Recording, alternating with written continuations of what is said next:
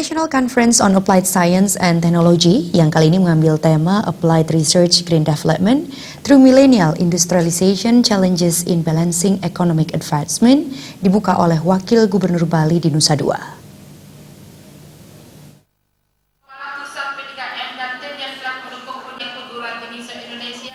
Direktur Politeknik Negeri Bali, Nyoman Abdi mengatakan, International Conference on Applied Science and Technology (ICAS) 2019 ini merupakan kegiatan yang digagas oleh 43 politeknik se-Indonesia.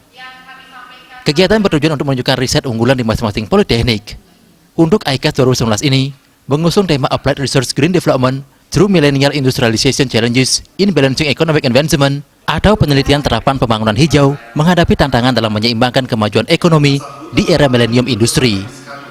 Tema ini sesuai dengan arah pembangunan Provinsi Bali dan konsep Kertilo ke Bali, di mana pembangunan harus seimbang dan harmonis dengan alam, adat istiadat, dan manusianya. ICAS ini merupakan diinisiasi oleh konsorsium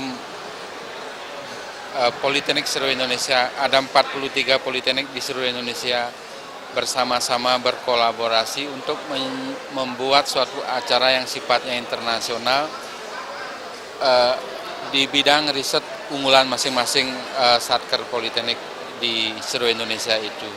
Kita mengusung tema yang benar-benar sesuai dengan apa yang diusung oleh Provinsi Bali oleh Bapak Gubernur Pak Wayan Koster tentang Nangun Satker Tilo ke Bali.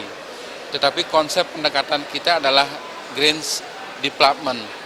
Jadi riset-riset yang pada hari ini dipresentasikan adalah mengusung tentang Green Development itu sendiri. Sehingga benar-benar hasil penelitian yang dilakukan oleh 43 politeknik seluruh Indonesia itu yang meliputi ada sekitar 400 artikel yang dipresentasikan pada hari ini benar-benar bisa berkontribusi terhadap upaya-upaya pemerintah Republik Indonesia termasuk Provinsi Bali ini mengusung pariwisata yang green.